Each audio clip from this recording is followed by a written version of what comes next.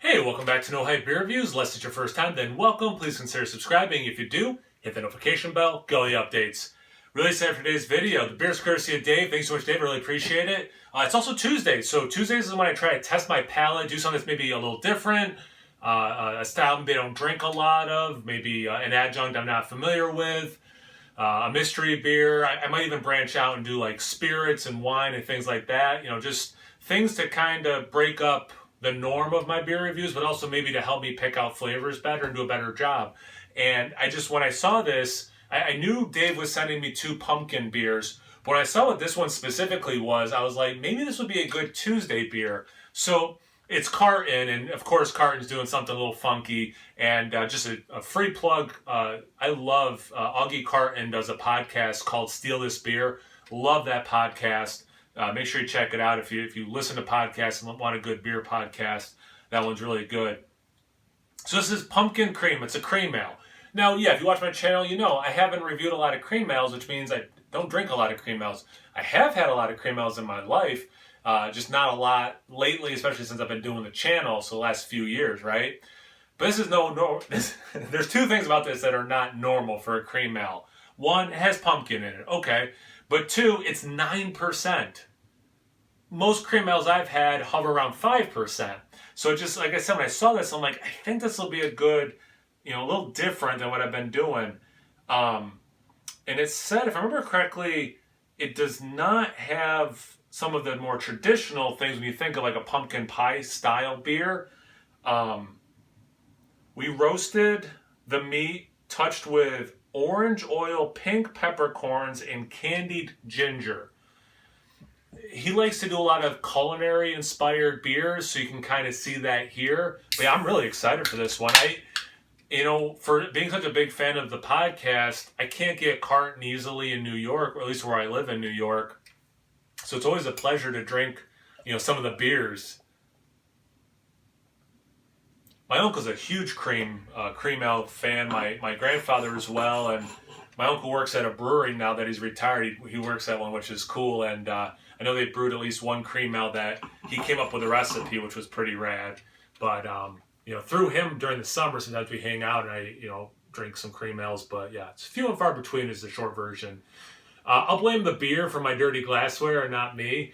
It's a nice soft orange. At least compared to how I've been using orange as a descriptor for color lately. It's a soft orange, little bit of like maybe an amber hue in there. It's a very pretty beer.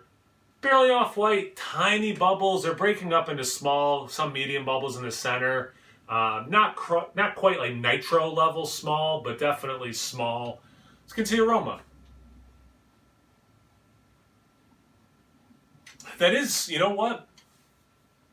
Yeah, this is good for Tuesdays because I'm going into, even though I know that this is not a pumpkin pie kind of a beer, I still went in thinking it's going to smell like that, and it doesn't. There's a nice soft sweetness. It's not cloyingly sweet, and it's not particularly dry. It does have this nice, like in the best, like if I say it's like this middle of the road sweetness, that kind of sounds meh. I don't mean it like that though. It's just this wonderful sweetness that's not overdone and it's not too soft, not too muted. It's just such a nice, lovely level. You almost get some like fresh baked goods in this. And it's because it's interesting. You're not getting the cinnamon, you're not getting that nutmeg, but you are getting some of these things that I associate with baked goods that especially have pumpkin in them, but softer. Man, is it the ginger? Because there's like this one thing that's like, I'm giving you a hint of that thing you expected, and maybe it's the ginger. So it won't be the peppercorn, well, maybe it's the pumpkin itself. I don't know how much pumpkin actually comes through. I've thought I've gotten pumpkin, but then it's like, or was it those spices, But maybe it is that pumpkin, because it is tying me into like the other pumpkin beer he sent, or like a pumpkin. But yeah, it's interesting. It smells really good. Let's get into the taste. Cheers. Thanks again, Dave. I really appreciate it. That is good.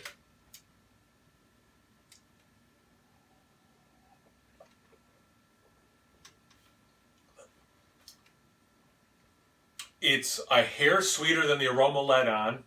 Not much more, a hair sweeter.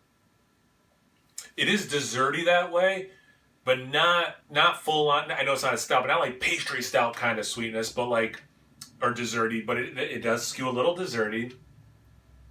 There's a little bit of a savory element. I'm wondering if that's the peppercorns maybe doing that, because I'm not getting like peppery notes like you might get in a Belgian style that uses peppercorns.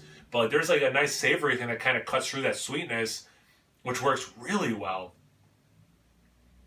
The aftertaste is very pumpkin beer minus that cinnamon and nutmeg. So maybe it is this pumpkin taste, or maybe the ginger is just doing a lot for it. I remember years ago, I'm talking 10 years ago, a friend of mine had a home brew where he used yams. Everyone else was using pumpkins, and like you could swear you tasted some of that yam taste. So maybe I do need to give a little. Actually, that'd be a cool thing in the comment section below.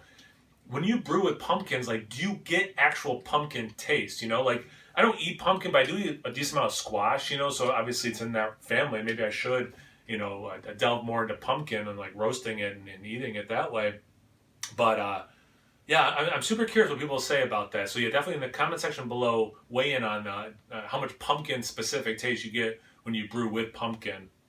I mean, because some pumpkin beers don't even have pumpkin in them; they just have those spices.